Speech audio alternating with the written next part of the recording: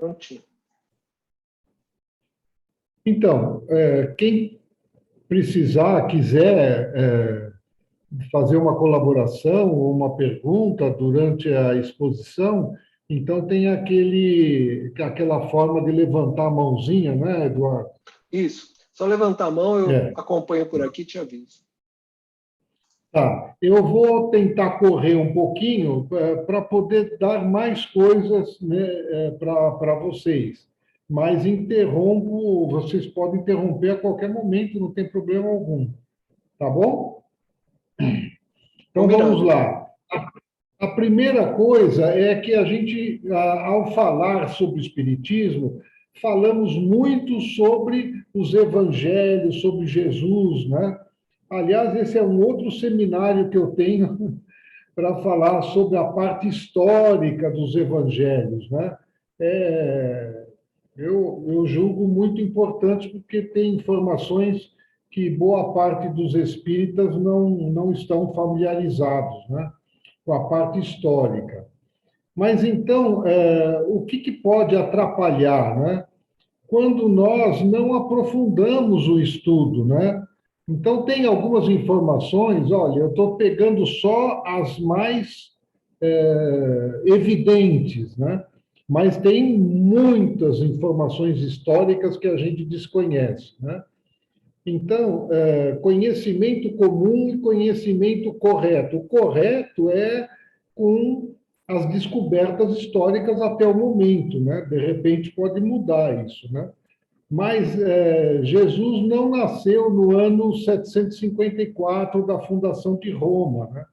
Ele nasceu 4 a 6 anos antes, né? Então, os ministérios são os períodos de Páscoa em que ele pregou, eles chamam de ministérios, né?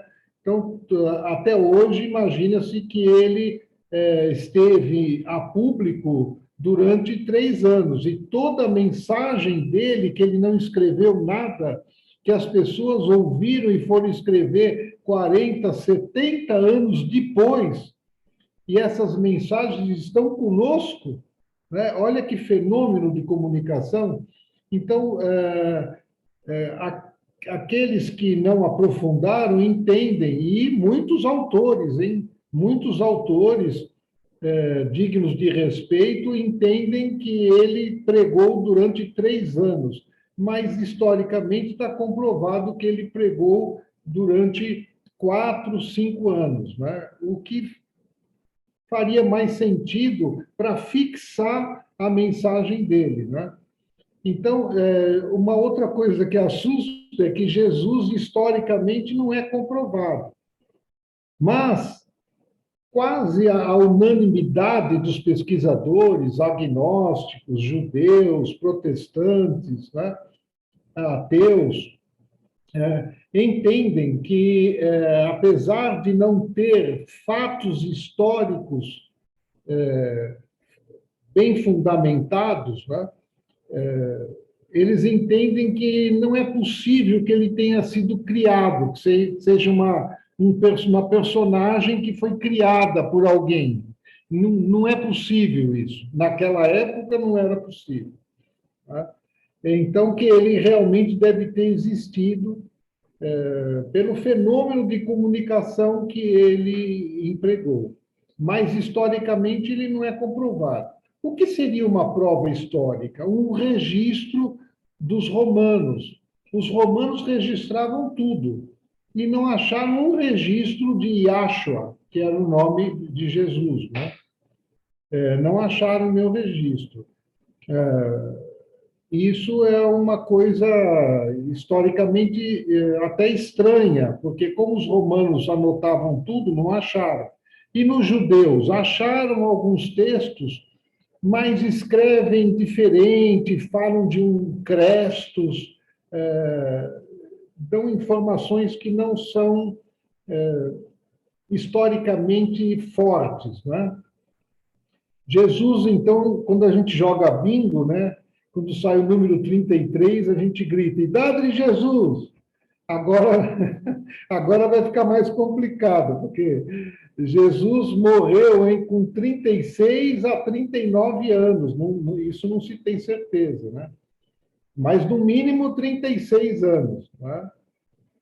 Os evangelhos nunca foram encontrados inteiros. Nunca foi encontrado um evangelho inteirinho de Lucas, de Mateus, de João, de Marcos. Nunca. Sempre são fragmentos. Nunca foi encontrado um evangelho com o nome do evangelista. João, Lucas, Marcos, nunca foi encontrado. Foram atribuídos a eles. Né? Então, olha, a história é curiosa. Os 4 evangelistas escreveram os evangelhos. Os historiadores têm quase certeza de que a maioria dos evangelhos foram escritos por discípulos dos apóstolos, não por eles diretamente. Com uma exceção, pode ser que João tenha sido escrito por ele mesmo. Né? Jesus disse exatamente o que está escrito. Nenhum historiador concorda com isso, porque não se sabe o que ele falou. Ele falou e não registrou por escrito. As pessoas ouviram e, décadas depois, começaram a escrever. Agora, ocorreu um fenômeno de comunicação, porque numa parte de quase um terço do planeta foram encontrados fragmentos com a mesma frase. Com a mesma frase. Escrito por regiões muito distantes, pessoas distantes, e achados no mesmo ano, vamos supor, quarto ano depois da morte de Cristo. Né? Mas ele, por força disso, por força da tradução, por força dos copistas, os copistas copiavam à mão, com luz de queima de óleo, com aquela lamparina a óleo, né? Que não ilumina nada. Né? E faziam isso e foram constatados muitos erros. Né? A escrita aramaica, hebraica, se você inverte uma consoante, acabou, é outra palavra, outro sentido. Só para vocês terem uma ideia, a escrita anterior não tinha pontuação nenhuma, não existia vírgula, ponto final, não existia início de parágrafo, não existia nada. Não existia separação na linha. Você ia escrevendo até onde está, não tinha separação de sílaba, nada. Né? Tudo isso foram acrescentados anos depois. Né? Então, as poucas fontes históricas não são confiáveis. Né? Bom, outra coisa precisamos saber que há muitos movimentos com ideias diferentes e muitas vezes conflitantes com a codificação no movimento espírita. Não queremos combater, não queremos brigar com ninguém, temos só que tomar cuidado, respeitar e entender que muitos espíritas seguem interpretações e ideias diferentes. Né? Não sei se está dando para ler esse slide, mas olha quantos... Estamos lendo. Está dando para ler? Ah, sem problema. Olha quantos movimentos existem. Né? Eu não sei se eu cataloguei todos, né? Mas tem muito movimento com interpretações, todos munidos da melhor intenção, querendo o bem do próximo, querendo a fraternidade, e querendo usar o conhecimento da melhor maneira, mas enveredam por caminhos diferentes. Né? Mas, no fundo, todos desejam o bem, né, da sociedade.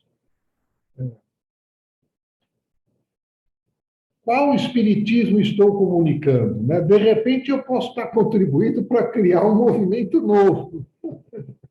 Mais um, né? Não é a ideia. Né?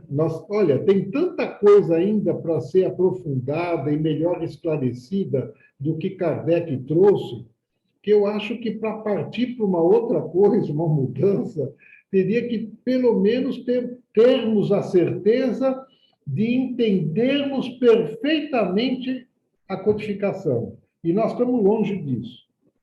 Então, os espíritas formularam uma ideia pessoal da doutrina, segundo o Herculano Pires, né? Um estereótipo mental a que se apegaram. Mas isso é normal, nós fazemos isso com tudo, não é só com o espiritismo. Né? A gente pega uma ideia pessoal disso. Né? Até de Jesus, cada um tem uma ideia pessoal dele. Né? Então, eu coloquei só para reflexão algumas situações. Né? Será que estamos transmitindo um espiritismo pessoal, aquele que se destaca ou que destaca mais as opiniões do expositor e dos autores cujas ideias têm afinidade?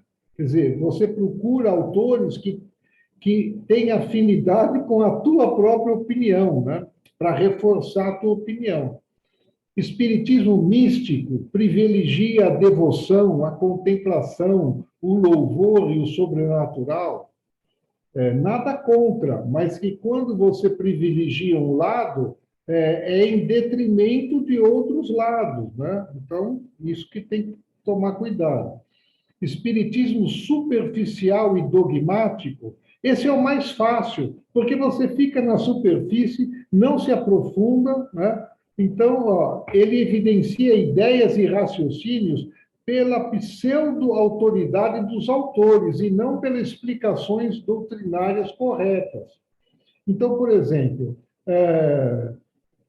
o circo pegou fogo. Pegou fogo por quê?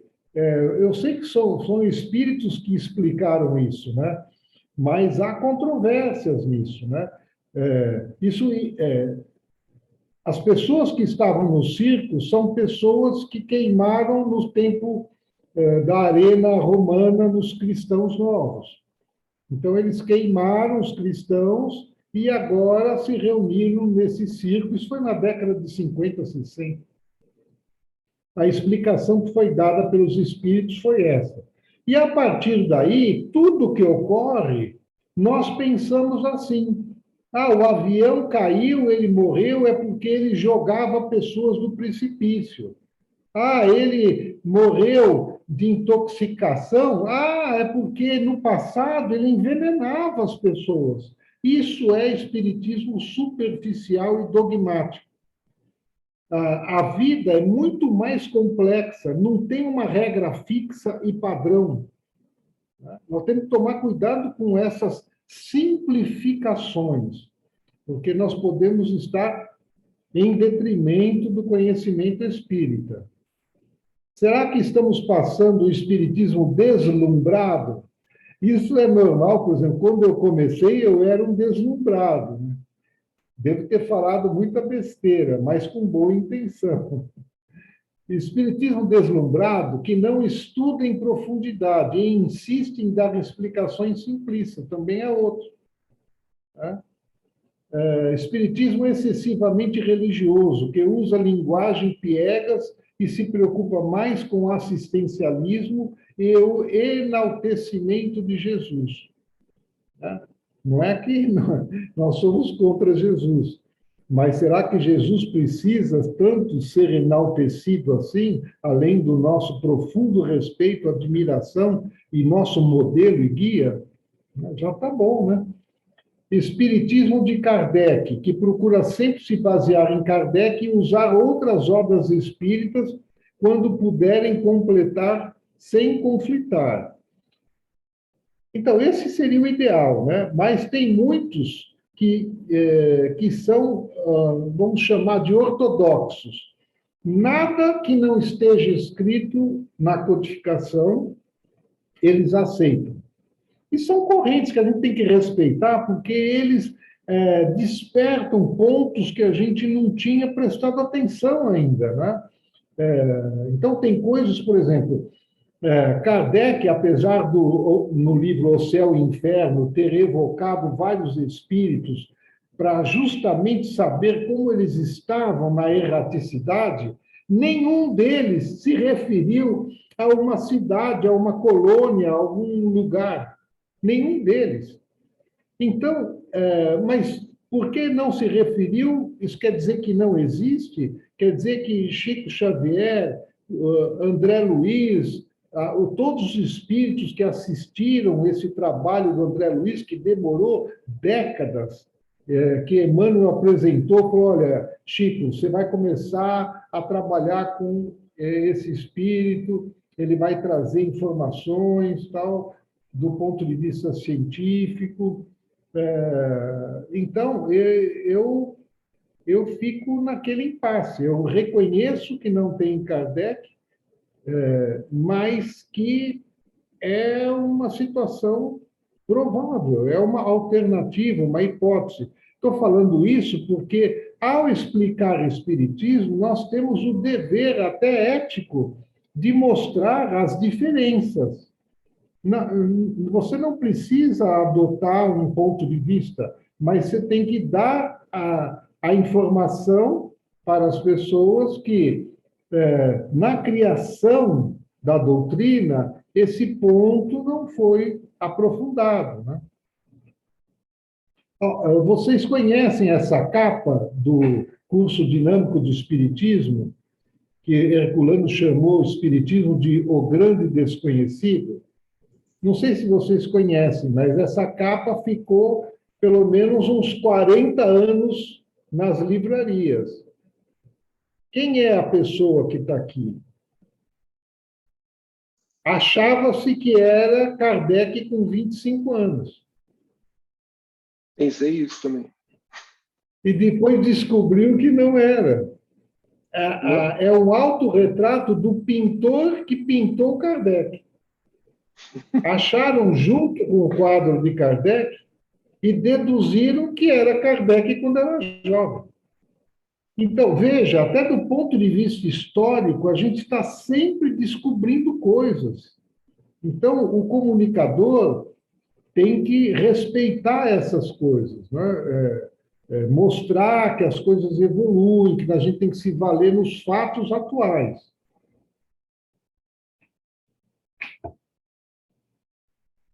Conceitos básicos mal compreendidos. E isso eu falo baseado em fato. Qual é o fato? Eu faço pesquisas com espíritas desde 2015. E esses são fatos. Boa parte dos espíritas entendem Jesus como Deus, tá? Que não é o entendimento espírita. Entendem a Bíblia como verdade absoluta, da mesma maneira que as igrejas tradicionais.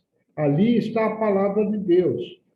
E o Espiritismo entende a Bíblia, que foi escrita por vários médiuns, e até ajustada e alterada por pessoas que não eram médiuns, pelo menos ostensivos, e que quiseram mudar coisas. Então, ali é uma base de inspiração, é uma referência, não é a palavra de Deus. Mas muitos espíritas, advindos das igrejas tradicionais, trazem consigo ainda essa ideia.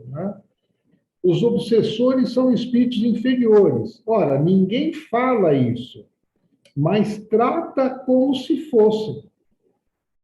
Por mais que a gente explica, isso no centro que eu trabalhava, nós fizemos uma pesquisa com os frequentadores e deu essa resposta, e nós ficamos abismados, porque fizemos palestras, falamos que os obsessores têm vários tipos, e que a maioria dos tipos, a maioria das vezes, são espíritos que estão momentaneamente emocionalmente instáveis, abalados, angustiados, que não conseguem pensar direito, mas que são espíritos, podem ser muito mais evoluídos do que nós mesmos que estamos na sessão lá com eles. Mas tem essa ideia de que os obsessores são espíritos menores do que eu. Eu estou acima deles. É uma posição ruim essa.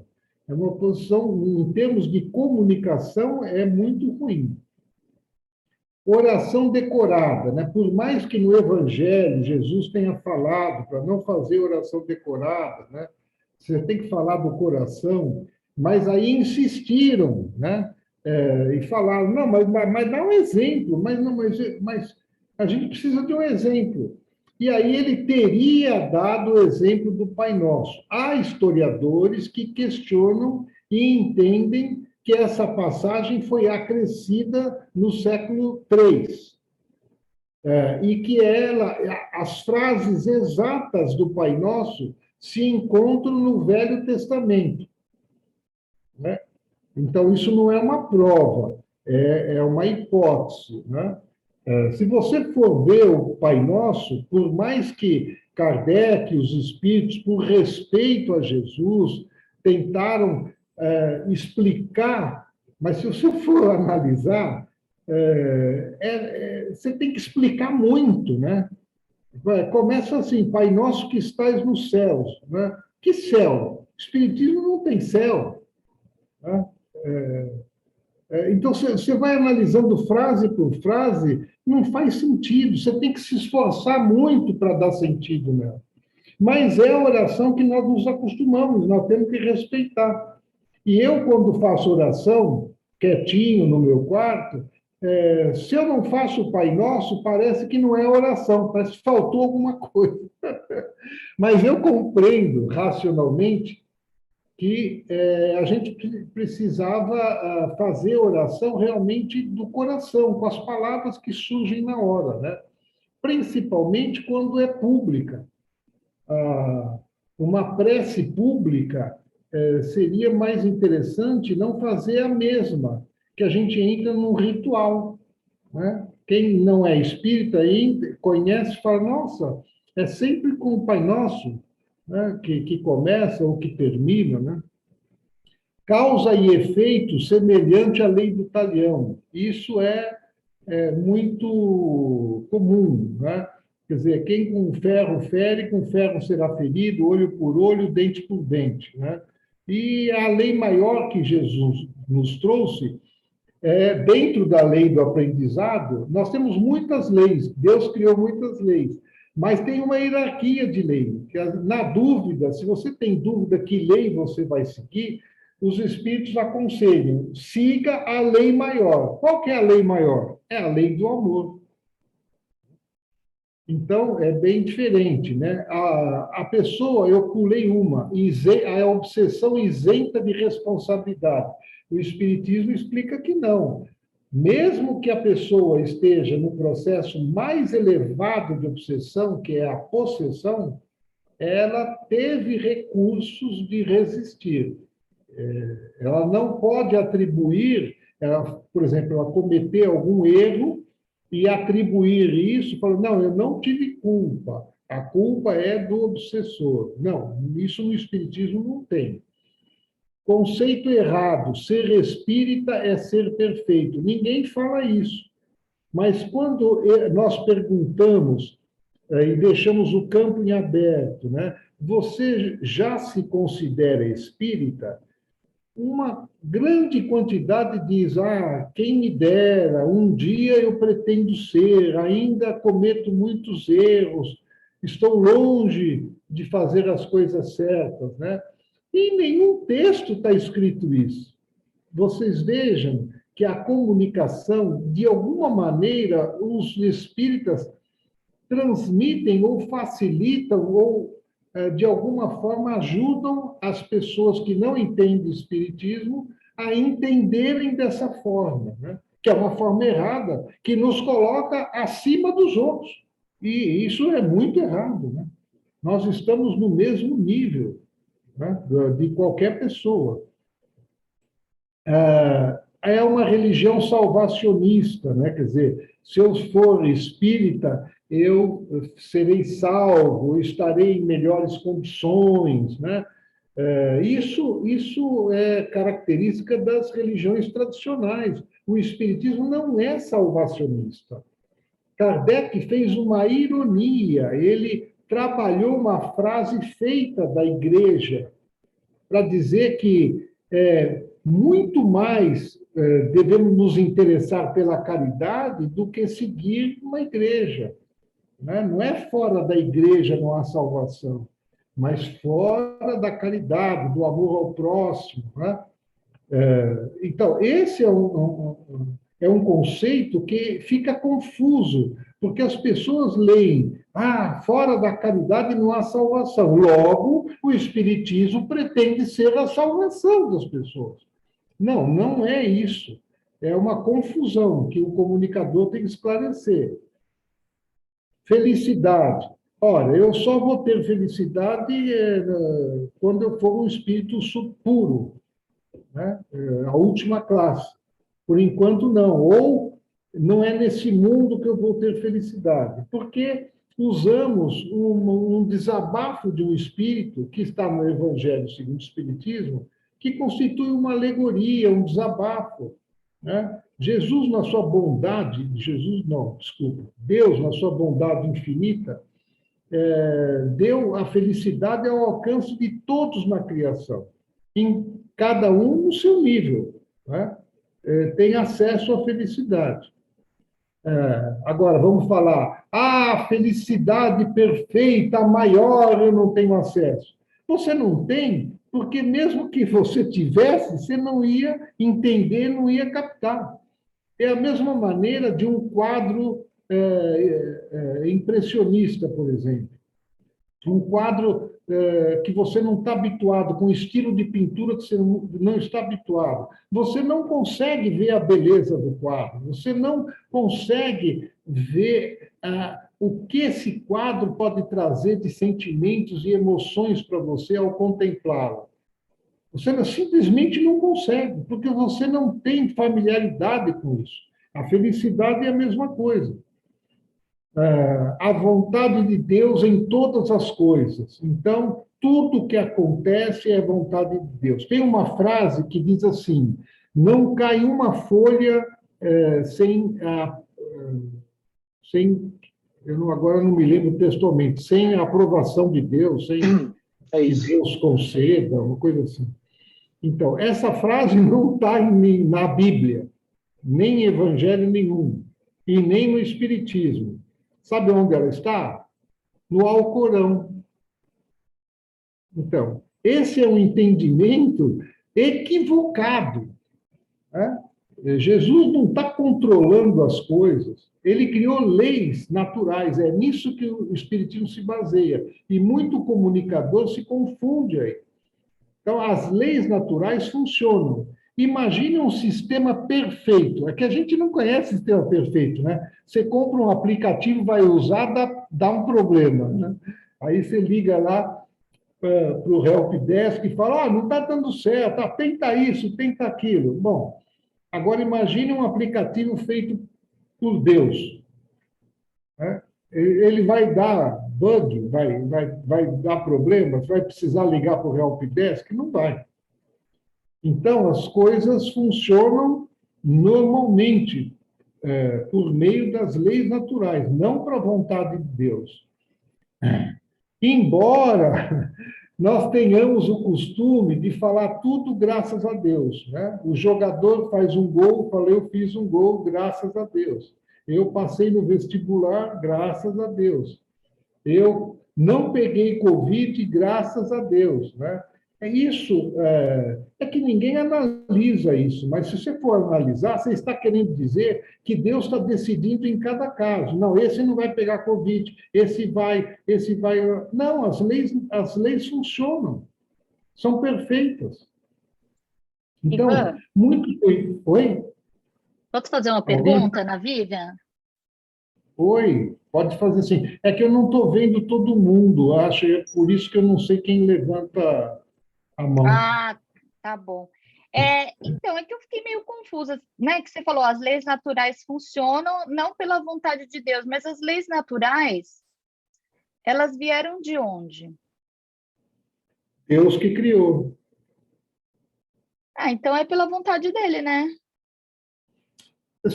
Bom, se você for analisar, bom, se Deus criou para funcionar dessa maneira, então as coisas funcionam segundo a vontade dele. Você tem razão, pode ser isso sim. Mas o que o pessoal entende é que é uma vontade decidida caso a caso. Isso que eu tenho dúvida também, não é caso a caso? Bom, o entendimento que eu tenho da doutrina não é, mas posso estar errado, né? Vamos aprofundar mais um pouco, né? As coisas funcionam sem privilégios. Tá. O que a gente chama de dor e sofrimento, daqui a algum tempo nós vamos olhar para trás e vamos rir, porque não é nada. E mesmo que fosse muita dor e muito sofrimento, se você analisar que nós somos espíritos imortais, quanto é 10 anos de sofrimento? Matematicamente, eu não posso dar um percentual, porque é sobre um infinito. Então, não é nada. Não é nada. Seria 1 trilhão de zeros. Então, é isso. Não é nada na nossa vida imortal.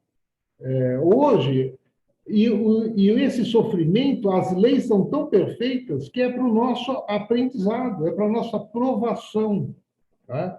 A expiação, o conceito novo que surgiu agora, não é um conceito, desculpa, é a interpretação nova que surgiu agora, ao analisar a primeira edição do livro O Céu e o Inferno, verificou-se que textos que explicariam melhor o que é expiação, o que é castigo, o que é punição, que é tão usado na codificação, foram retirados. Então, tem historiadores que agora estão analisando esses textos. Nesses textos, diz que expiação é toda aquela prova, aquela situação que você pede para passar, porque a tua consciência está incomodada, você se sente com compromisso moral com pessoas, com a sociedade, e você não se sente bem e quer fazer alguma coisa a respeito. Então, você enfrenta uma vicissitude, um problema, uma dificuldade, mas é você mesmo que pede. E os espíritos respeitam esse livre-arbítrio, até um certo ponto, né? Eu vou encarnar e eles falam, meu filho, olha, as tuas necessidades são mais ou menos essas, né? Que situação você gostaria de trabalhar melhor, né? De evoluir, né? E eu, na minha ignorância, posso falar nenhuma, né? Eu quero viver bem, sem sofrimento, sem problema nenhum. Tá? Aí eles não vão permitir, né?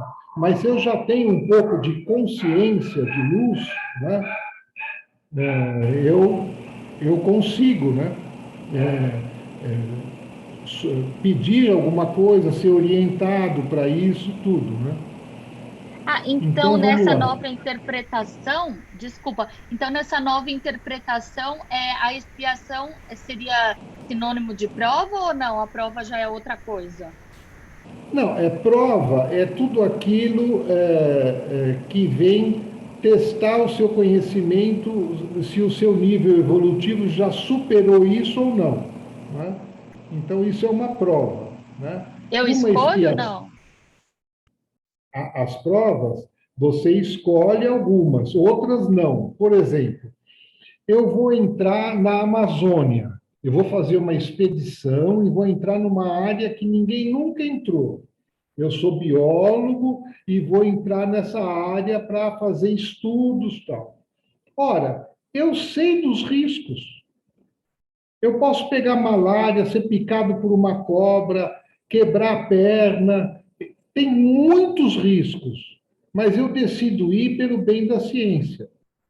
Aí acontece alguma coisa, eu vou dizer que é karma, que é expiação.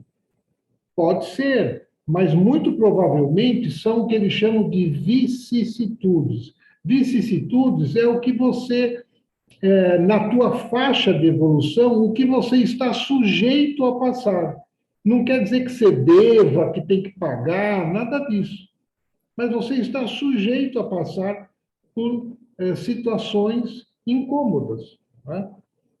Veja que o Kardec separa o sofrimento moral do material.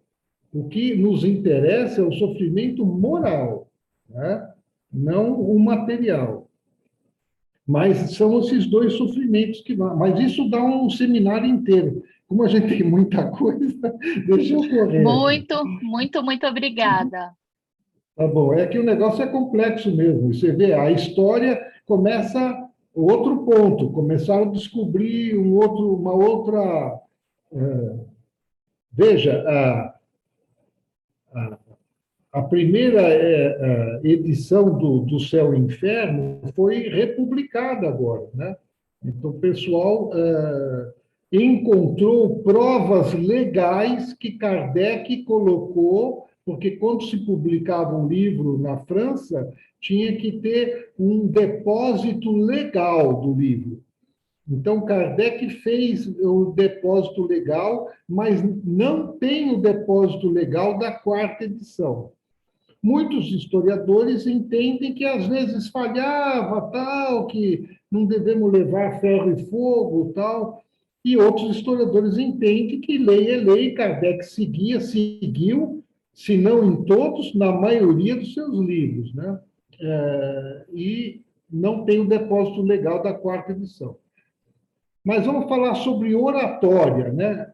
Objetivos da comunicação espírita. Nós sabemos que é esclarecer, auxiliar o entendimento, fortalecer a confiança, despertar a curiosidade intelectual, transmitir otimismo, incentivar o estudo e a pesquisa, incentivar a criação de conteúdos. Eu preciso formar espíritas que colaborem, que façam um texto na rede social, que façam um artigo, que escrevam um livro, que façam uma pesquisa. Está ao alcance de todos, né? Independente da sua formação. Então, o que nós queremos? Ajudar o homem a se melhorar por meio do conhecimento espírita. Ele pode se melhorar, graças a Deus, de novo, a graça de Deus.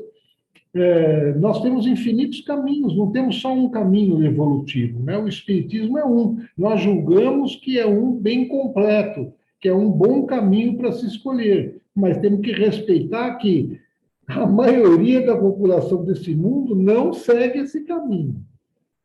E muitos conquistaram a evolução. O Espiritismo é novo, tem 160 anos. Quer dizer, espíritos que conseguiram atingir um grau de superioridade nesses últimos milênios não tiveram acesso ao Espiritismo, porque ele não existia. Então, isso quer dizer que eles não evoluíram? Evoluíram. Hoje são espíritos superiores, que nós temos infinitos caminhos para a evolução. O Espiritismo é um deles. Achamos que é um bem organizado, estruturado. Então, o que não é clareza, né? Cuidado, às vezes a gente se baseia no Divaldo, que eu respeito muitíssimo, adoro o Divaldo, tenho até um compromisso com ele, que me ajudou numa situação que eu estive muito mal, né? Mas o Divaldo, o Chico, pelos espíritos que trabalham com eles usam de palavras eruditas. Eruditas são palavras que são pouco usadas, e há palavras arcaicas, quer dizer, palavras que não se usam mais, né? Então, olha, não olvidar a força atávica no incitamento ao comportamento inferior. Está perfeito, está certinho, mas eu não vou usar essas palavras, né? Então, eu vou usar palavras, olha, a comunicação, o jornalista aprende a fazer matérias para um jornal, que ele tem que escrever um bom português, mas tem que ser de acesso a todo mundo. Então, você vai procurar sinônimos, forma de ser claro, né? De não exigir muito do teu interlocutor, né? Então, uma coisa que a gente erra muito, eu continuo errando, é sequência lógica quebrada, né? Inverter raciocínios. Por quê? Porque na nossa cabeça a coisa está tão clara que você pode começar a falar esse assunto do meio para o começo, do fim para o meio, qualquer ordem, porque você estudou, preparou, está claro. Só que para as pessoas tem que ter uma ordem didática, lógica, clara, um encadeamento. E às vezes a gente se atrapalha com isso. Considerar entendido o que ainda não foi explicado. Concluir antes de finalizar a exposição. Então, são coisas que a gente tem que tomar cuidado. Esse é o improviso, né? Quando você planeja um discurso, você tem um plano que foram ordenados estrategicamente. A sequência lógica, né? Para atingir um determinado objetivo, que é a mensagem que você quer passar. E aí, de repente, você toca num ponto que te lembra um outro, que naquele 10º de segundo, você decide que vale a pena interromper o teu plano e colocar essa explicação, esse conto, esse aspecto histórico. Só que, ao colocar esse ponto, que não estava previsto, faz você lembrar de um outro. E quando você vê, dá o branco, você não sabe aonde você tem que retornar, né, para continuar a tua exposição. Então, você, cuidado com o improviso, nós já falamos sobre isso. Se você quiser, faça um planinho com os tópicos para você seguir. Agora, exemplos de oradores, gente. O que eu quero mostrar com isso? Não tem orador perfeito, mas a personalidade de cada um, você com boa intenção, com preparo, estudando, se dedicando, com a melhor das intenções, você vai conseguir bom resultado como esses oradores conseguiram. Vou fazer um breve resumo. Antônio Pereira Rebouças, né, falava com calma, elegância e segurança. Seus discursos possuíam candidez e profundidade. Veja, é a característica dele. Frases comedidas e gestos simples. Não tinha vontade de ferir. Seu objetivo era corrigir. Olha um texto dele aqui. O Rebouças é da Avenida Rebouças, aqui de São Paulo, né? Verdadeira utilidade pública em um país constituído como o nosso não a pode haver sem ser fundada na justiça. A justiça repugna a pena de morte, que é essencialmente aniquiladora do ser humano, uma invasão do poder divino, uma subversão da moral cristã e de suas inefáveis máximas. É um texto dele, olha que lindo, profundo, né? Defendendo, né? Feijó, a sua eloquência foi a da concisão e da sinceridade, diferente do Rebouças. Era, por vezes, ríspido, acre, áspero, mas impressionava em seus rasgos desordenados pela firmeza, pela segurança, pela franqueza. Então, olha, é dentro da personalidade dele. Um outro que quisesse imitá-lo não conseguiria, não sairia bem. José do Patrocínio. Essa descrição são descrições de pessoas que conviveram com ele, tá? Mulato inteligente, vivo, ágil, conseguiu falar com mais sentimento, mais ardor e sinceridade. Não era muito elegante e não tinha muita harmonia nas palavras, mas empolgava o público. Você vê, não era elegante, não tinha harmonia nas palavras, mas empolgava o público, que é o que importa. Quintino Bocaiúva, sóbrio, comedido, mas impetuoso e seguro na argumentação. Era sereno, espontâneo, elegante, impressionou pela segurança e equilíbrio de suas afirmações, pela harmonia de suas frases, pela sonoridade da sua voz e pela naturalidade dos seus gestos. Fazia questão de ser simples, falava sempre de improviso, sem consultar esquemas e anotações. Veja, estão vendo as diferenças? Né? Epitácio Pessoa, bela estatura, olhos expressivos, voz de timbre singular. Timbre singular quer dizer muito diferente dos outros, único. Gesticulação elegante, linguagem sóbria e precisa. Você vê? Eloquência pujante, imaginosa, rica de argumentos e de adjetivação. Então, ó, aqui tem José Joaquim Seabra, aqui ó, vamos no Rui Barbosa, que é o mais conhecido de todos, né? Seus discursos eram quase sempre longos, prolixos e intermináveis, mas despertavam interesse e admiração. Olha só.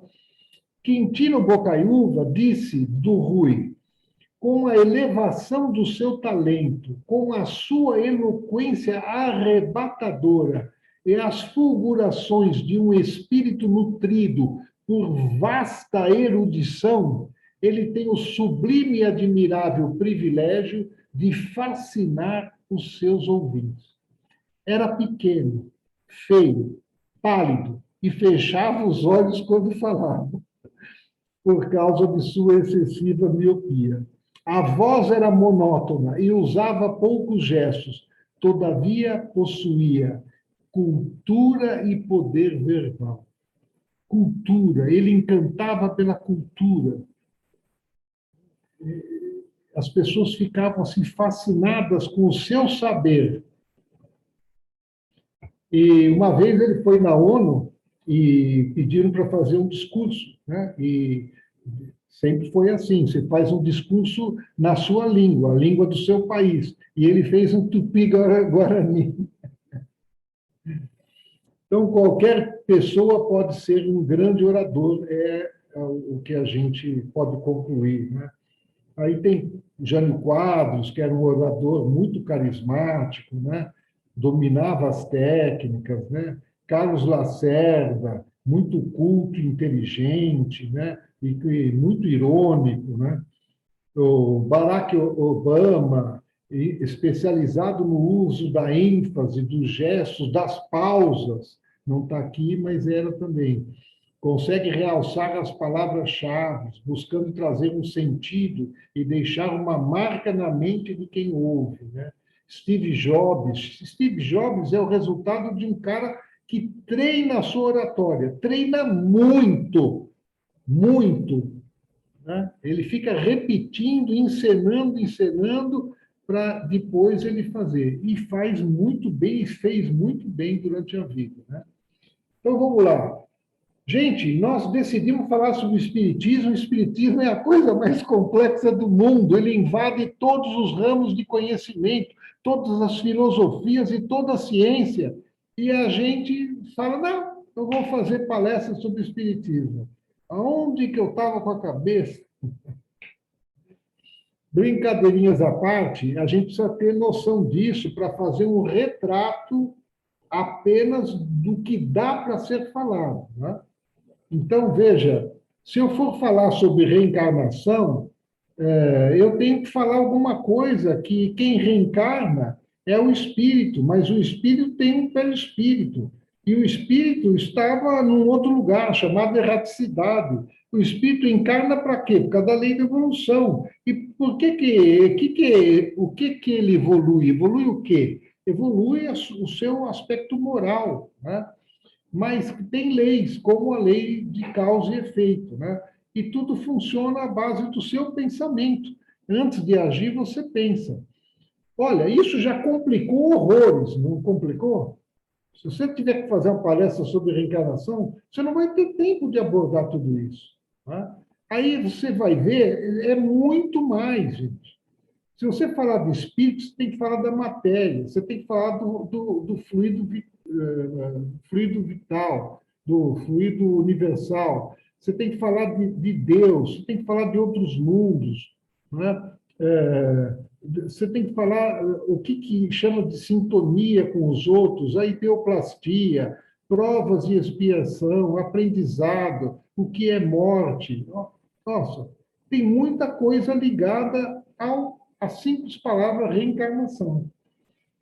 Então, temos que nos preparar bem. Quem é o nosso público? Nós temos sempre que pensar nisso, principalmente aqueles que começam a sair da estrutura do seu centro espírita. Eu começo a dar palestra no meu centro espírita, que eu conheço o meu público. Mas, de repente, tem um convite da USE, da Federativa, um convite de um outro centro. E que reunião que eu vou? É uma reunião pública? Né? É um outro tipo de reunião? Quem é o público que está lá? Isso é importante para você direcionar. Eu já preparei palestras que eu tive que mudar completamente quando eu olhei o meu público. Falei, meu Deus, esse público são pessoas muito simples. Fui dar uma palestra num centro do interior e, pelo menos visualmente, eu achei que aquele público não entenderia a minha palestra. Eu tive que mudar na hora. Tá? Então, quanto mais eu puder conhecer, melhor.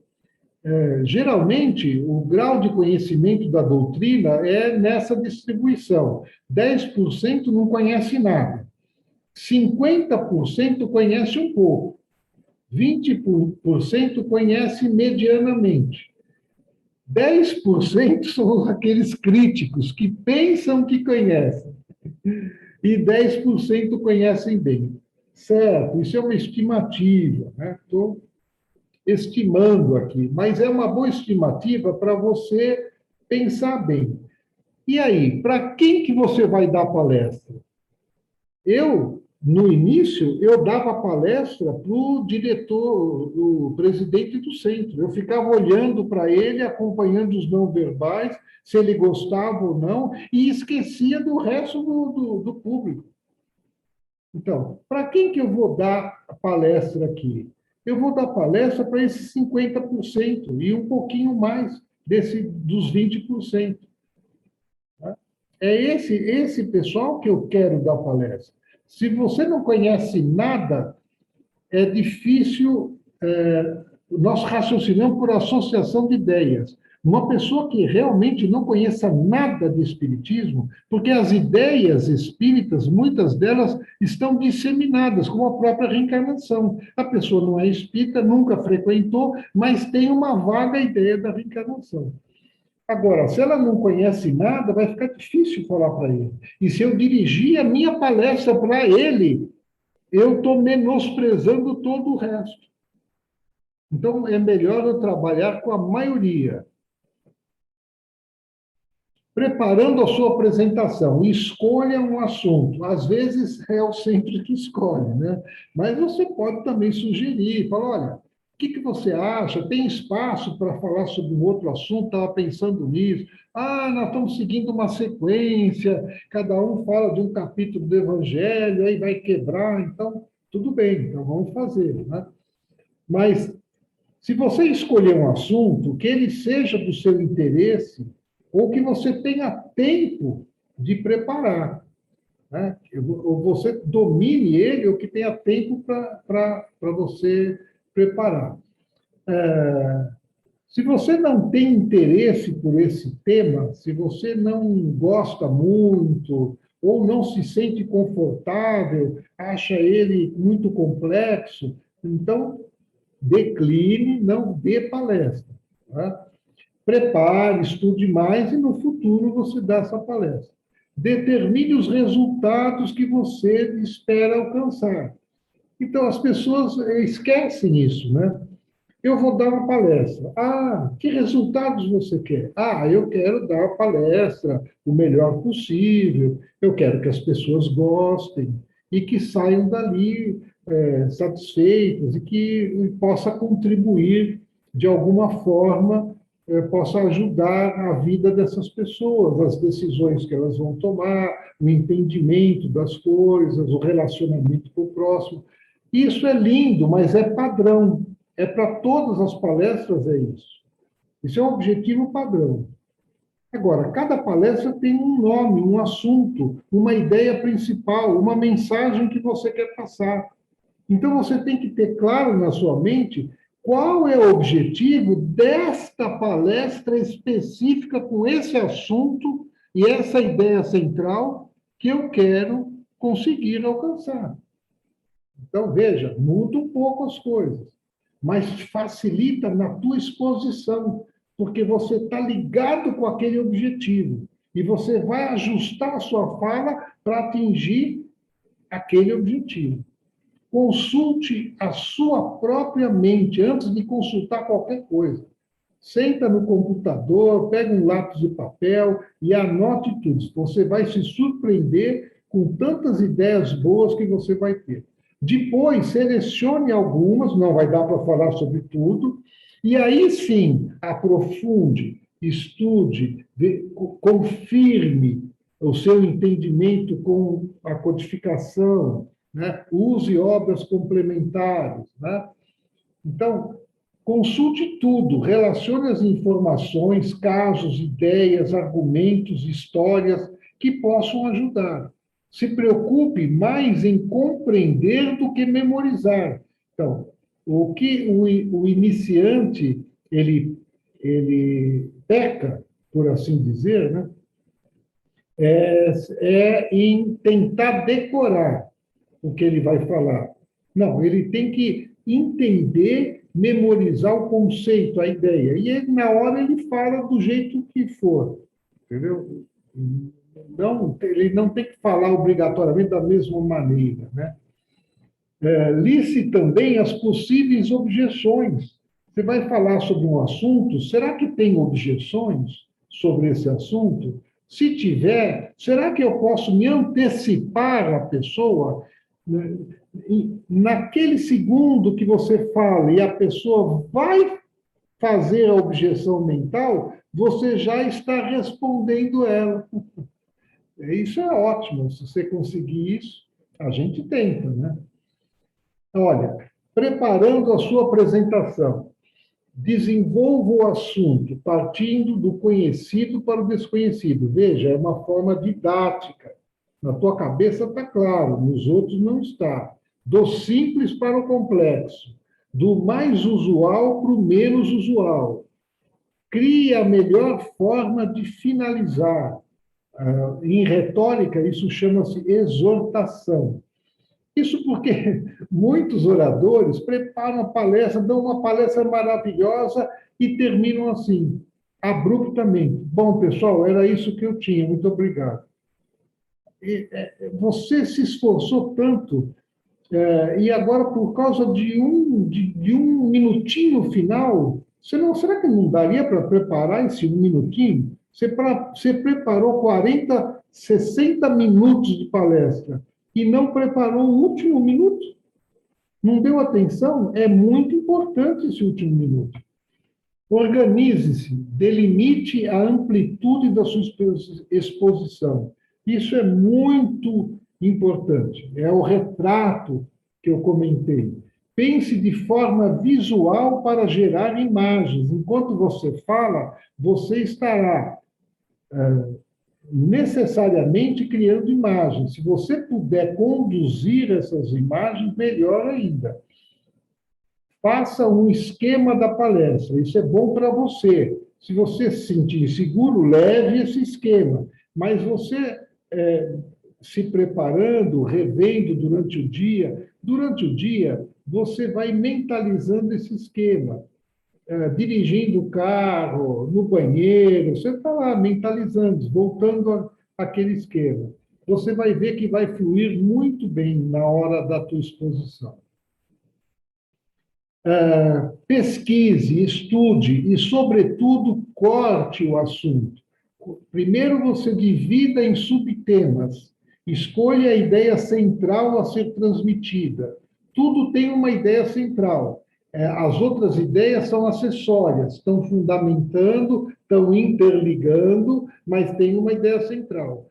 Isso quer dizer o seguinte: terminada a palestra, os teus ouvintes, as pessoas que assistiram à palestra, poderão esquecer de quase tudo da sua palestra. Terminada a palestra, vão perguntar para ela sobre o que ele falou. que ele, pelo menos, lembre de alguma coisa ligada à ideia central. Isso é ótimo, tá? Mas nós fizemos pesquisa e as pessoas disseram: adorei a palestra foi linda, foi maravilhosa. Mas sobre o que ele falou? Ele falou sobre tantas coisas, nem sei dizer. Então, será que essa foi uma boa palestra? Foi do ponto de vista de entretenimento, de passar o tempo, de assistir um filme, de assistir um teatro, de assistir uma declamação de poesia, uma peça musical, mas a finalidade da exposição espírita, de levar o conhecimento espírita, ficou faltando, né? Busque citações, casos, parábolas e história. Cuidado com citação que é tirada fora de contexto. Você usa uma situação forçando uma relação com o teu assunto que, na verdade, quem estudar um pouquinho vai ver que não tem, que a pessoa, quando falou aquela frase, não tinha nada a ver com o que você estava falando. Então, muito cuidado com isso. Evite títulos genéricos. Por exemplo, qual vai ser o tema da sua palestra? Reencarnação. Olha, é muito genérico, não desperta curiosidade. Você tem que criar um tema, e esse tema, sendo específico, ele está ligado à ideia central, ao aspecto da reencarnação que você deseja desenvolver. Por exemplo, a reencarnação como um instrumento educacional do espírito. Então, é isso que você quer passar. Então, pode ser esse o título, né? Pelo menos ser mais específico, né? Planeje o início, crie a melhor forma de iniciar, né? Em retórica, chama-se exórdio e proposição, vem de proposta.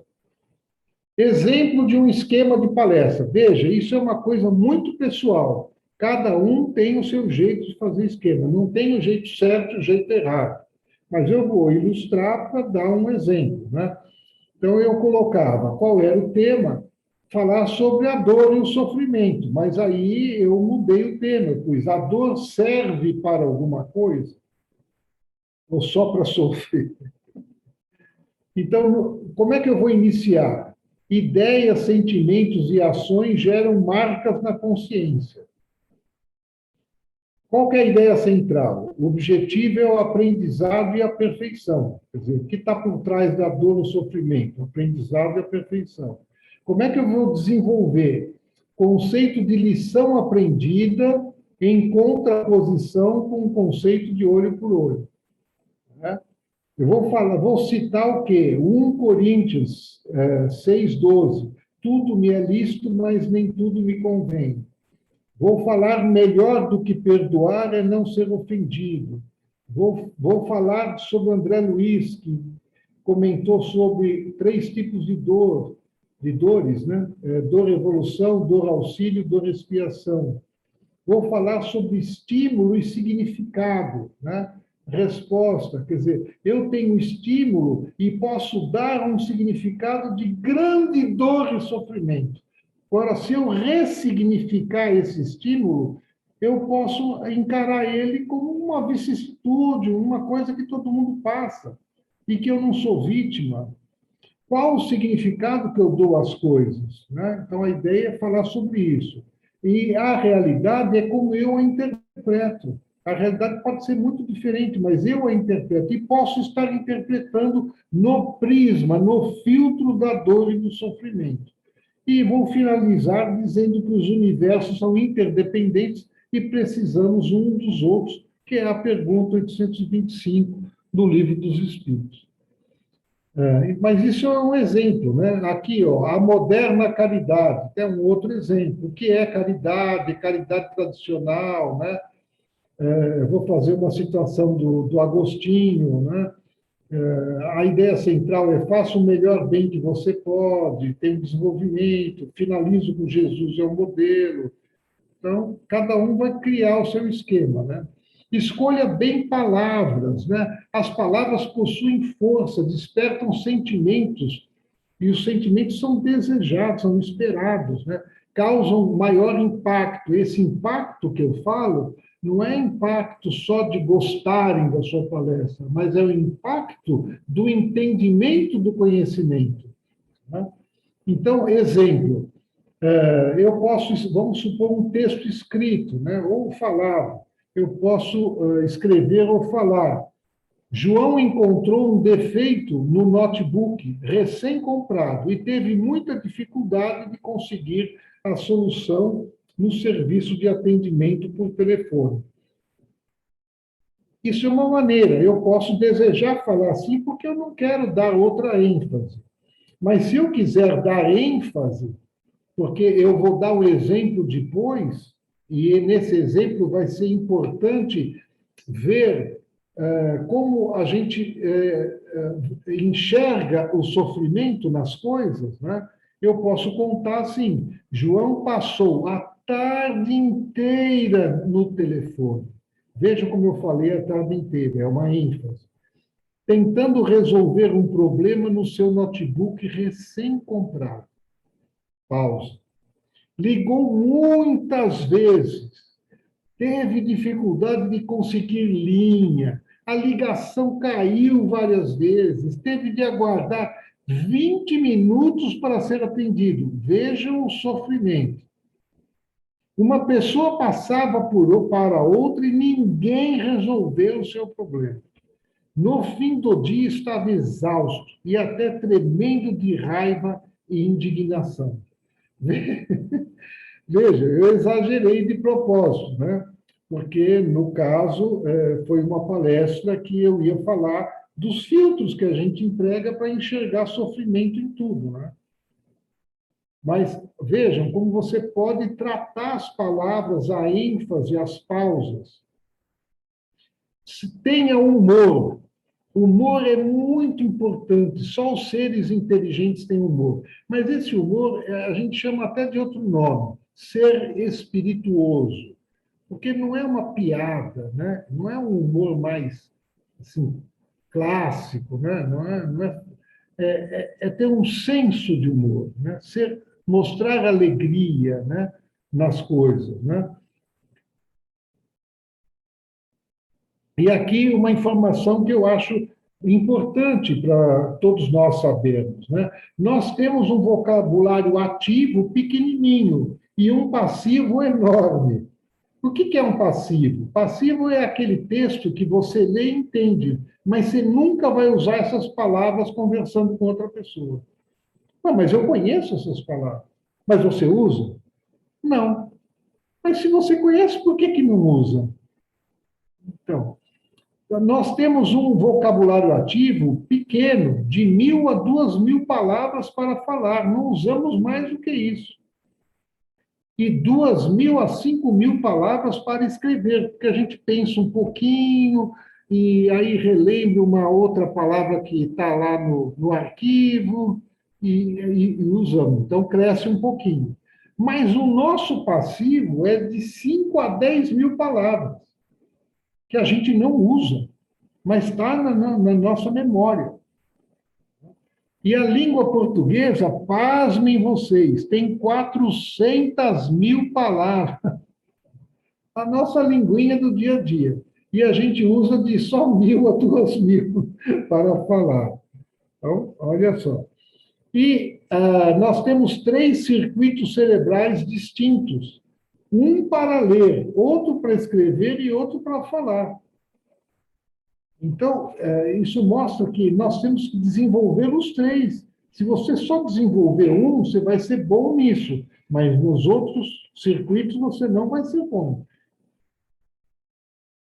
Então, um exemplo uma sugestão, você fazer um dicionário de palavras, uma coleção de palavras. Escutou uma pessoa falando uma palavra, achou aquela palavra bonita, causa impacto. Nossa, ele falou indelével. Que legal, eu nunca usei essa palavra, indelével. Vou procurar no dicionário, vou entender, vou criar frases com ela. Quando você começa a criar frases com ela, você começa a jogar ela do passivo para o ativo. E, de repente, você naturalmente vai estar usando uma palavra nova no teu vocabulário. Como você garante bom resultado nas suas exposições, nas suas comunicações? É complicado, mas tem um caminho. Investindo tempo e esforço na preparação. Olha, e isso é sempre. Muito comunicador prepara uma palestra, investe tempo e passa 10, 20 anos dando a mesma palestra sem investir um minuto a mais em melhorar essa palestra. Está errado. Isso é um desrespeito ao público. E uma falta de consideração com você mesmo. Esse teu trabalho visa... O primeiro beneficiado desse teu trabalho de comunicador espírita é você mesmo, é o seu aprendizado. E você estará negligenciando o seu aprendizado, repetindo a mesma palestra sem rever um livro, uma anotação, nada. Então, cuidado com isso. Facilitando a associação de ideias e memorização. As pessoas trabalham ligando as ideias. Isso ajuda a memorizar. Prevendo possíveis objeções, esclarecendo, não brigando com elas, esclarecendo. Construindo o raciocínio de forma didática, clara, estabelecendo uma argumentação lógica, baseada na razão, despertando a emoção certa no momento certo, definindo, dando conceitos, explicando, ilustrando, criando imagens, comparando. Parece difícil, mas nós fazemos isso sem pensar. Vamos fazer pensando. Técnicas de retórica. Nós podemos dividir uma exposição, aqui estamos chamando de palestra, mas uma exposição, uma comunicação, toda ela tem início, meio e fim. Isso são as técnicas da retórica, tá? Então, o início é dividido em duas partes, exórdio e proposição. E o meio em narração, confirmação e refutação. E o final, recapitulação e exortação. Vamos ver rapidamente. No início da palestra é a sua apresentação para aquele público. O público está se apresentando a você, você está observando os não verbais, olhando, tirando conclusões desse público. Essas conclusões vão nortear a forma como você vai fazer a sua comunicação e você deve se apresentar. O que é se apresentar? Primeiro, se mostrar. As pessoas estão olhando você, ou uma parte de você. Se você está presencial, elas estão olhando de corpo inteiro você, né? Então, isso é muito bom, é uma apresentação. E se você puder falar um pouco de você, não é falar sobre o seu currículo, mas falar o que te motivou, né, a fazer essa palestra, ou a tua experiência no espiritismo, tal, isso é muito bom, né? Porque as pessoas têm uma ideia, começam a construir uma ideia e ter uma expectativa da sua exposição, né? Você precisa transmitir simpatia e pode usar uma citação. Você pode começar o exórdio citando uma frase, né? Que essa frase vai ser desenvolvida no meio da tua exposição. Dentro do início, né, além do exórdio, que são os primeiros minutos da sua exposição, tem a proposição. Quer dizer, você chega lá, o público tem um título, mas não tem o roteiro, não tem o objetivo. Por que você está falando sobre isso? Aqui você cria expectativa, aqui você desperta interesse, aqui você mostra alguns pontos que você irá trabalhar. Lógico que cada palestra é uma palestra. Você pode construir um modelo de palestra que você pode até nem usar a proposição. Você pode entrar direto no desenvolvimento do tema. Mas aqui está a divisão da forma clássica. O início do discurso, no exórdio, né? É a primeira parte da palestra visa envolver o público, o auditório, né? expositor e público são apresentados, objetiva conquistar a atenção e a receptividade do auditório, cumprimenta a plateia, a mesa, se tiver uma mesa, né? Demonstra satisfação e agradece o convite, os dirigentes do centro, demonstra em poucas palavras a importância ou a conveniência do tema dessa palestra. Deixa patente a segurança e o domínio do assunto, mas sem arrogância. Você tem que demonstrar que você estudou, que preparou, né? E que você conhece esse assunto, né? Evite testar junto ao público o som do microfone, seja batendo nele ou falando algo, como som, testando. É muito ruim. Isso é na forma presencial, né? É muito ruim. Formas de iniciar a palestra. Aludir à ocasião. Usar um fato comum à experiência do público. Meus amigos, entrei no centro espírita pela sua porta principal. E qual não foi a minha surpresa quando vi que a porta principal do centro é um pequeno e estreito corredor que me remeteu à passagem no Evangelho sobre a porta estreita. Olha, você já começa a desenvolver ali.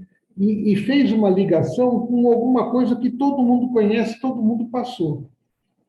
Fazer uma pergunta intrigante, revelar um dado estatístico relevante, mostrar uma imagem ou vídeo instigante, fazer uma declaração interessante e algo desafiadora, mostrar uma notícia, fazer uma citação que leve a pensar, contar um caso muito curioso, interessante, ou conto, ou parábola, mostrar um objeto que desperte a curiosidade e terá relação com o tema. Olha, isso poucos usam, mas é possível de usar com bons resultados. Evite contar piadas e interpelar diretamente as pessoas. As pessoas estão em aquecimento. A não ser que você seja um orador muito carismático, começar sua palestra perguntando diretamente para o público, apontando o dedo, falando, você me fale sobre isso, é preocupante, é melhor evitar isso. O início do discurso, a proposição, anunciar o roteiro que será apresentado, procurando despertar o interesse dos ouvintes. Anunciar apenas o que realmente vai dar tempo. Informar detalhes logísticos, como duração, documentação, forma e espaço para perguntas. Comportamento desejado do público. As pessoas procurando uma posição melhor nas cadeiras. As pessoas buscando papel e caneta para anotarem algo. As pessoas com postura de interesse, com o corpo para frente e expressão facial de atenção. Esse é o ideal. Muitas vezes você não consegue. Então, você tem que trabalhar a tua exposição para despertar o interesse e chamar as pessoas à tua comunicação. Agora, vamos falar sobre o meio da palestra, que é composto de narração, confirmação e refutação. Narração é ilustração, explicação, pré-argumentos. Confirmação é a ideia central. São os principais argumentos. E a refutação é a relação causa-efeito, a comparação e os pós-argumentos. Parece complicado, né? Mas, muitas vezes, se você for ver uma palestra que você deu, você usou, se não todos, muitas dessas divisões.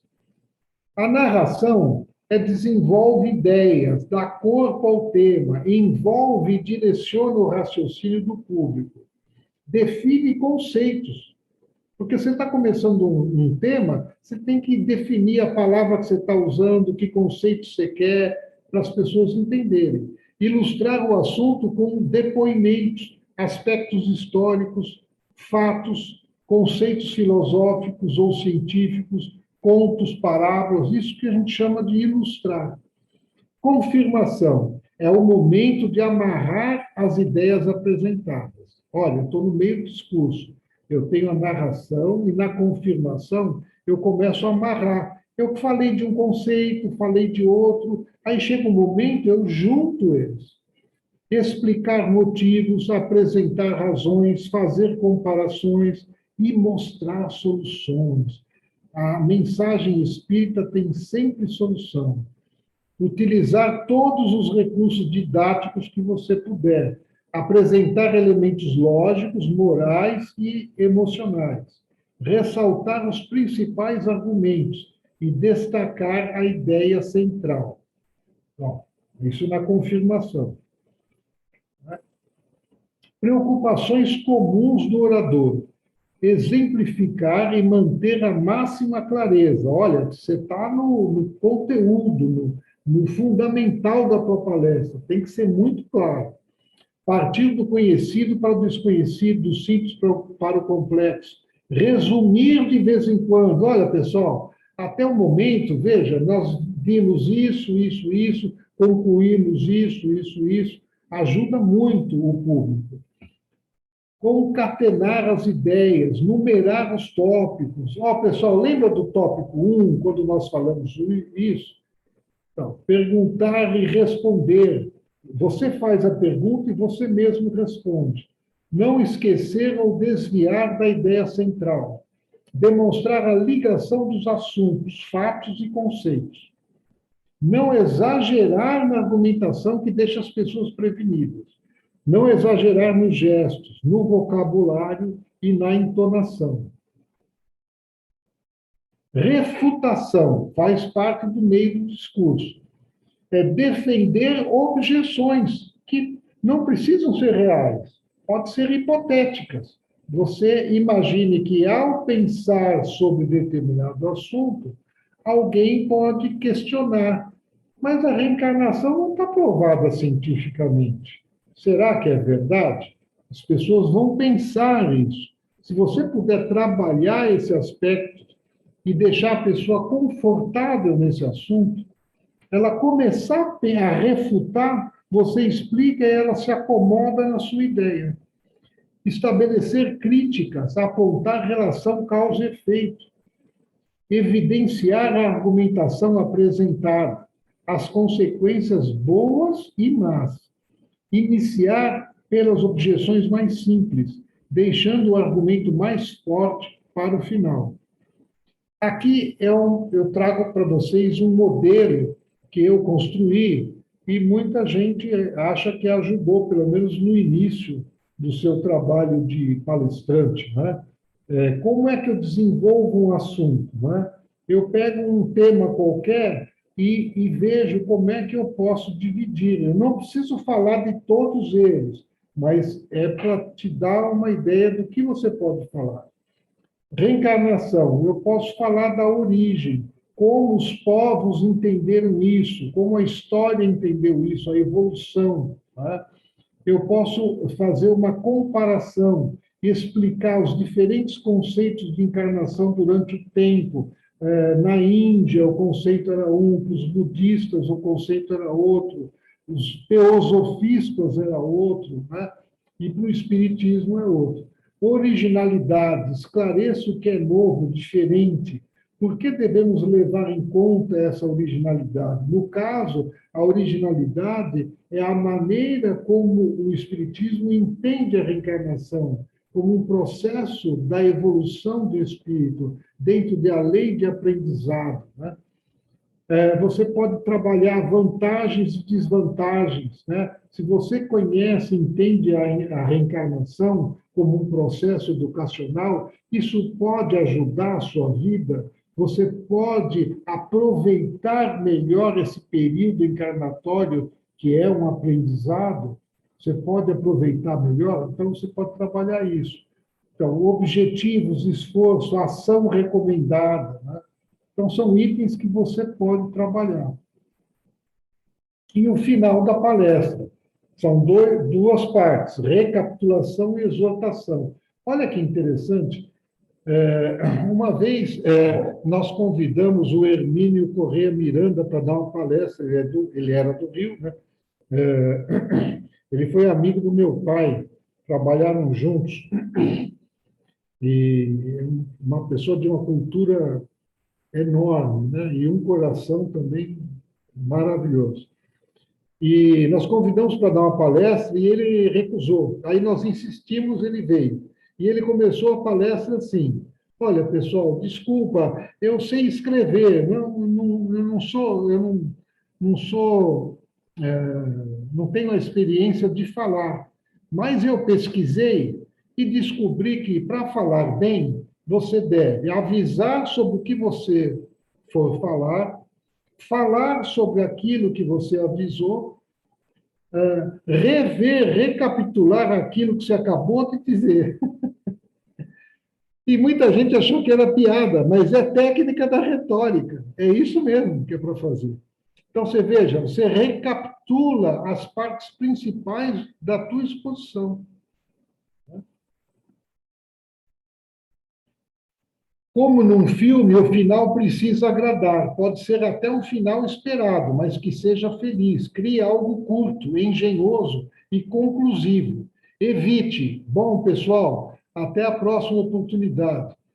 Era o que eu tinha para apresentar. Espero que tenha gostado. E nunca usem essa, gente, desculpa alguma coisa. Nunca termine assim, né? Ou nunca, pior ainda, inicie. Olha, gente, desculpa, eu estou começando. Não dê desculpa nenhuma. Se você aceitou essa responsabilidade, faça, né? Porque você quer dar desculpa, porque no teu inconsciente você quer baixar a expectativa da pessoa, dos teus ouvintes, de modo que qualquer besteira que você falar, eles vão dizer, pá, não foi tão ruim assim. Mas não é esse caminho, esse é um caminho fácil, essa é a porta larga, a gente quer a porta estreita. Recapitulação, então, é uma síntese, resumir e realçar os principais aspectos abordados, evidenciar a importância da ideia central, favorecer o público memorizar o que você disse, reunir elementos para concluir com segurança. Exortação é aquele minuto final, parte final do discurso, quando o orador deve atingir o ponto mais alto de adesão ao seu pensamento. O que é isso? É o ponto mais alto de eloquência. Deve falar ao sentimento, levantar o espírito dos ouvintes e fechar com eficácia o seu trabalho. É a parte mais necessitada de arte e beleza. Sua mensagem deve sempre encerrar com otimismo, com esperança e estimular o público a agir em determinada direção em favor dele e do próximo. Modelos de palestra. Nós vamos encerrar com esses modelos de palestra. Tem muitos, mas eu aqui vou apresentar alguns. São palestras presenciais, mas eu acho que pode ser adaptada também, né? Todas elas foram testadas, nós usamos essas palestras. Nós chamamos de pinga-fogo, né? Depois mudamos, porque uma pessoa... esse é baseado no Pinga-Fogo, que era um programa que o Chico participou, né, na década de 70. Mas aí nós mudamos para Pinga-Luz, mas não deu muito certo. O melhor nome foi Pinga-Fogo mesmo, né? Então, o público faz perguntas para alguns expositores. Nós montamos uma mesa e avisamos o público, olha, nós vamos dar o melhor de nós, é um tira-dúvidas, né? No nosso centro, a gente fazia sempre na última sexta-feira do mês. Então, pedimos durante as palestras da semana para eles anotarem dúvidas e levarem para essa palestra. E aí, a pessoa fazia pergunta e nós tentávamos responder. E um passava para o outro, um complementava o outro, né? E deu muito certo, foi dinâmico, as pessoas podem participar, né? Isso é muito importante, né? A gente brinca que a gente pede para as pessoas entrarem só com as orelhas, né? A boca tem que ser fechada, né? Ela entra, já vê a placa, silêncio já é uma prece. Então, ela já fica inibida. Então, eu não sei, eu não gosto de casa espírita assim. Para mim, é uma casa, é uma parte da casa que você quer, então, orar, se compenetrar, tudo, né? Mas a casa espírita tem que ser dinâmica, tem que ser de aprendizado, né? Então, pinga-fogo dirigido, você dá um tema. Nós vamos falar sobre eutanásia. E as pessoas trazem perguntas sobre esse tema, né? O estudo dirigido é o mesmo assunto apresentado por 2, 3 pessoas. E isso é muito interessante para ver a forma de entendimento das pessoas, como são diferentes, né? Oposição, 2 expositores apresentam pontos de vista diferentes. No nosso centro, nós brincávamos, né? Eu preparava, por exemplo, eu preparava uma atuação, né? Quase como ator, defendendo, por exemplo, a pena de morte. E o meu colega defendendo que deveríamos ser contra a pena de morte, né? E dávamos os argumentos que são usados pela mídia, né? Pegávamos esses argumentos e, naturalmente, era construído para que o argumento ficasse mais claro, que o argumento contra a pena de morte tem mais sentido do ponto de vista espiritual, ético, moral. Entrevista, né? Que é o que hoje a gente chama de live, né? Nós já fazíamos isso, a gente convidava uma pessoa, em vez dela dar palestra, nós fazíamos perguntas para ela, né? Letra de música, nós pegávamos uma letra de música popular e analisávamos, dentro do conhecimento espírita, o que é conflitante, o que é positivo nessa letra, né? Veja, a letra não tem obrigação de seguir o conhecimento espírita. Nós usávamos isso apenas para chamar a atenção do público, né? Com alguns itens. Círculo de integração. Olha, isso é muito difícil. Eu só conheço obreiros da eternidade, o Centro Espírita, que conseguiu fazer isso. E deu muito certo na casa dele. Outros tentaram e não deu certo. Os iniciantes que chegam na casa, eles entram numa reunião em que quem fala são eles. Eles não vão ficar ouvindo um palestrante. Então, tem um coordenador de crachá, de carteirinha, e um coordenador disfarçado, que vai ajudar o outro coordenador, mas ninguém sabe. Que eu estou iniciando no centro, não conheço as pessoas, eu vou num círculo e nós vamos comentar sobre a vida, sobre as notícias, sempre com um lado espiritual. Vamos responder perguntas, dúvidas que as pessoas têm sobre a casa, sobre conceitos espíritas, né? Olha, as pessoas se sentem muito bem porque elas participam, elas perguntam, né?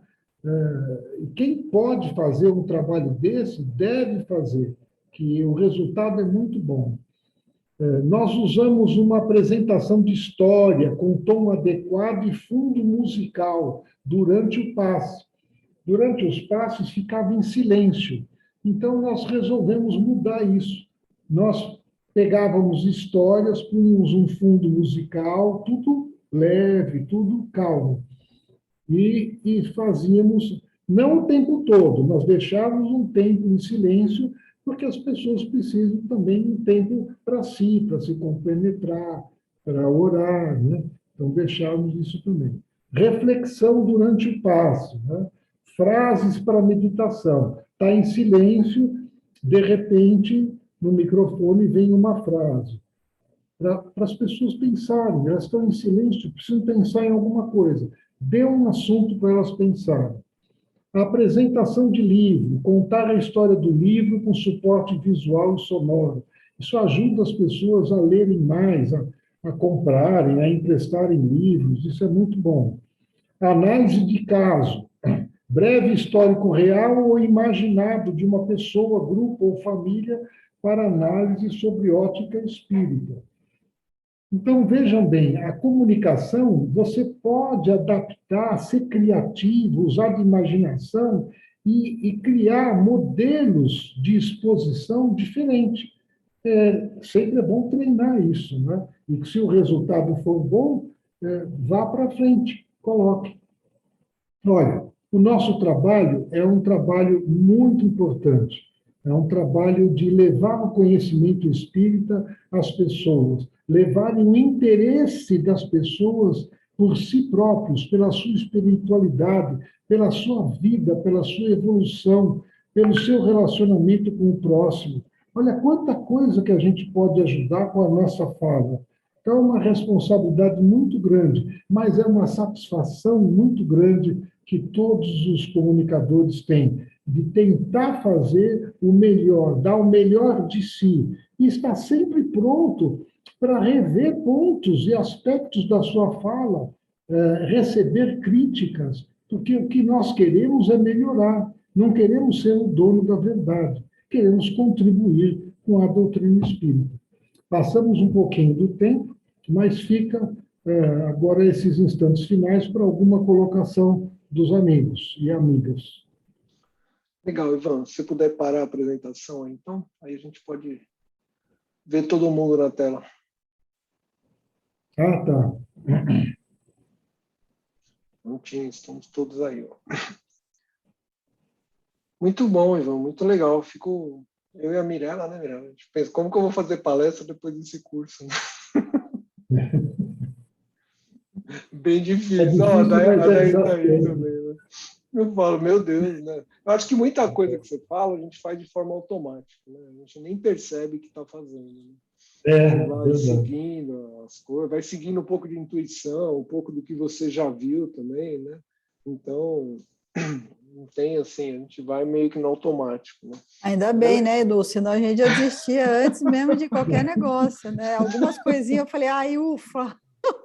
Porque senão eu já estava, ó, piscando já, mas enfim. Mas muito bom, Ivan, foi excelente. As três aulas foram excelentes. Muito bom. Muito bom mesmo. Depois eu mando o link aí da gravação para quem não pôde participar também, né?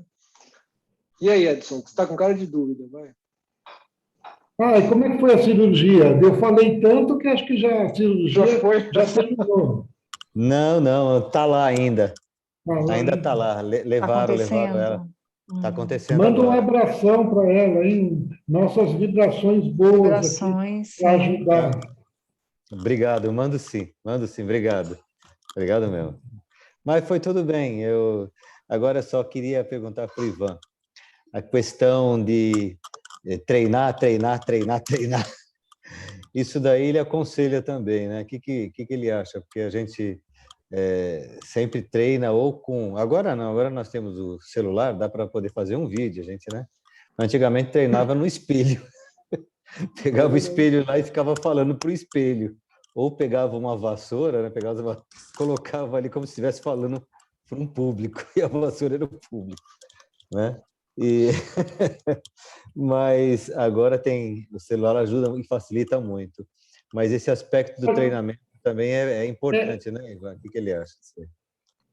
O treinamento, assim, de você perceber a sua fala, a sua gesticulação, seu modo de andar, de se posicionar na frente das pessoas, isso no início, quando você não tem experiência, é importante, porque você ainda não está acostumado com isso, né?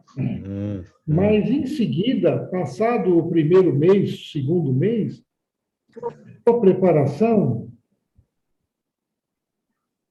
a tua preparação vai ser mental. Você vai preparar a sua exposição mental. Como eu disse, você está dirigindo, está vendo sequência. Vou falar sobre isso, vou falar sobre aquilo, como é que eu falo. Você está revendo sempre. Isso é uma ótima preparação. Certo. Quem dá aula faz isso. Ele revê como é que ele vai dar aula. Quais são os tópicos. Certo. E agora só, desculpe, eu não quero monopolizar, mas e na questão também do tempo? Porque às vezes a gente prepara uma palestra, né, para um determinado tempo. Aí, como você falou, de repente você começa a desenvolver várias situações, e as pessoas às vezes também perguntam, e aí não dá para você chegar até o final. Qual é a sua sugestão nesses casos? A participação das pessoas é importante, mas muitas vezes consome um tempo que você não tem, né? O que você tem que combinar com alguma pessoa te dar um aviso quando faltar, por exemplo, 15 minutos, 10 minutos. Ela te dá um aviso para você se organizar. Certo. Beleza, obrigado. Ou então você acaba, né, Ivan? Pessoal, acabou o tempo. Vamos continuar na próxima. Né? Eu falo sobre isso. Também pode. Esse negócio do tempo, a segunda parte da palestra, normalmente a gente corre mais. Né? Você vai no IEE, lá que tem aquele relógio na frente, lá você vai olhando para o relógio, vai me dando um desespero. Preciso acabar. Olha, eu já dei palestra. Pode falar. Só para ilustrar. Quando você se propõe a fazer palestras fora do seu centro, você vai encontrar realidades completamente diferentes. Eu fui num centro que não tinha espaço para o orador. Eu ficava junto à mesa, de pé, encostado literalmente na mesa.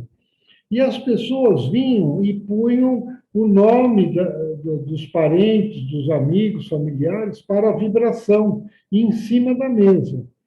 E eu, naquela época, né, eu trabalhava, sempre fui da área financeira, então trabalhei sempre de terno, né? Eu ia dar palestra direto, ia de terno também. E o paletó roçava e batia nos papeizinhos. E as pessoas vinham correndo, pôr o papelzinho para cima, porque senão o espírito não vai ver o nome da pessoa. Então, iam lá e corrigiam, opa, põe para cima, tal. E eu dando a palestra. Né? Teve uma vez que eu dei uma palestra e começou o serviço de passe. E eu estava literalmente no meio da palestra. Quando o dirigente do centro bateu no meu ombro e falou, olha, você não quer tomar um passe? Eu fiquei sem jeito e pensei, nossa, a coisa deve estar tão ruim que o dirigente falou, esse cara tomar um passe vai ser melhor. Para ver se acaba a palestra. Tomei passe e depois continuei a passe. Você vê, cada casa tem um costume. E às vezes você se surpreende, né, com isso. Mas é sempre uma experiência relevante. Eu estou aqui com a minha netinha, por isso que eu estou aqui no fundo da casa. Né? Porque a minha netinha está lá na frente e os meus cachorros também. Mas a minha netinha estava lendo um livrinho infantil que tem uma frase que nossa, é tão filosófica, é tão profunda, e ela tem 3 anos e já está lendo essas coisas. Naturalmente não está entendendo, né? Mas está escrito lá, nada foi em vão. É um livrinho do Emicida, para criança. Nada foi em vão. Nossa, se você pensar no conhecimento, você pode começar uma palestra com isso. Qualquer dor, qualquer sofrimento, qualquer alegria, felicidade que você passou, tudo isso contribui para o seu progresso. Tudo isso foi importante para a sua vida. Nossa, eu achei muito profunda essa frase. E a minha netinha já tá trabalhando com ela na cabeça dela. Legal, muito bom. Mais alguma pergunta, pessoal? Quem quer falar alguma coisa? Wagner, você está sumindo, não estamos nem te vendo. Pode falar, Marcelo, vai lá.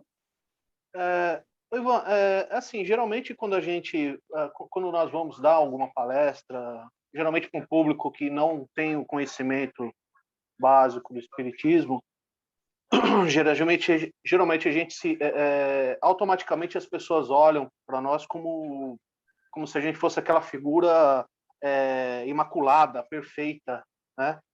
É claro que isso, eles automaticamente enxergam isso, né? Qual a dica que você tem para a gente se desfazer um pouco desse estigma, né? Porque faz parecer que a gente, na hora ali, é uma pessoa santa, imaculada, e não é essa a ideia que a gente deve passar, né?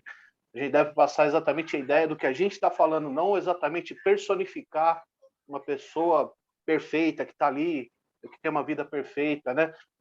qual que é a dica que você pode passar para a gente, da gente poder passar por público essa impressão que possivelmente alguém tenha de nós ali no momento de uma palestra? Marcelo, certamente, seguramente, boa parte do público iniciante tem essa ideia mesmo, que, de alguma maneira, quem está lá fazendo exposição tem algum grau aí de superioridade em alguma coisa. Quando a gente sabe que não é verdade. Bom, e pessoas... Nossa, o meu notebook, eu encosto nele e cai a cama. Mas não é bom que você deixe transparecer isso, mesmo sem querer, né? Porque o teu processo de comunicação não fica bom. Se você é o suprassumo, você pode criar prevenção na mente das pessoas. Fala, poxa, eles podem entender que você está sendo arrogante. Eles podem obedecer você porque acham que você é uma autoridade. Você, no Espiritismo, não quer pessoas que obedeçam.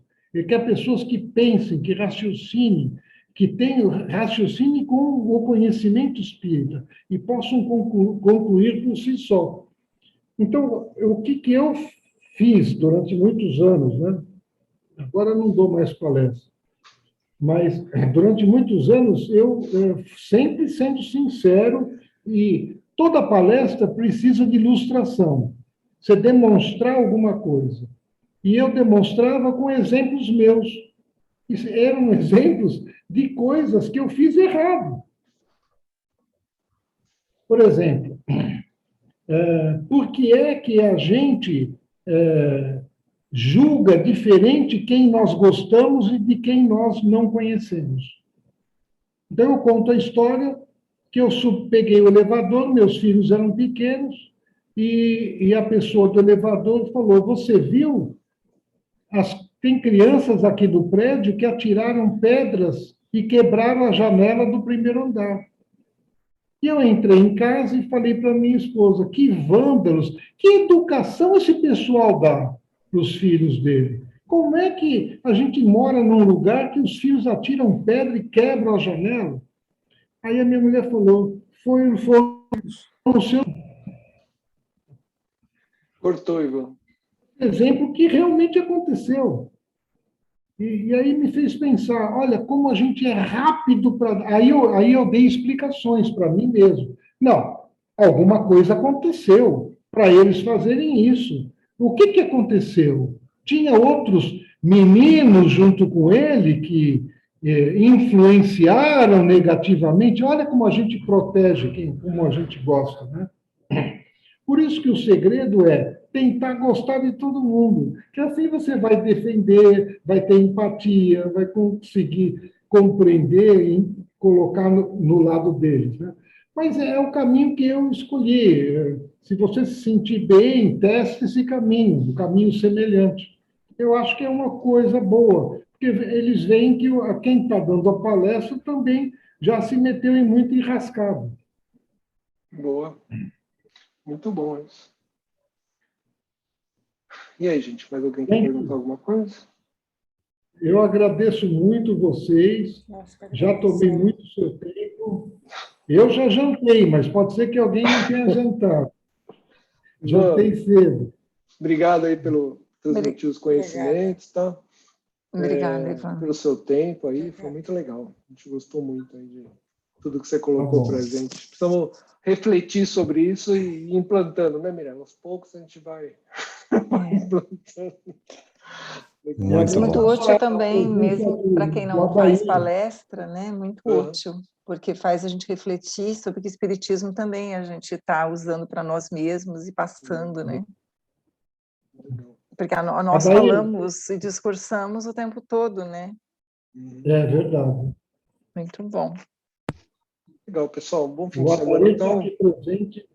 Eu só queria dar um aviso que a gente vai ter na sexta-feira que vem. Eu queria deixar para a Vilma, mas ela já se despediu de nós, né? Não podendo ficar. Na sexta-feira que vem, no mesmo horário, às 8, nós vamos ter um seminário de passes, que vai ser ministrado pelo André Stigl, né? André é um trabalhador lá do IEE. Então, nós vamos ainda enviar nos grupos, né, o aviso, mas eu já queria antecipar aqui.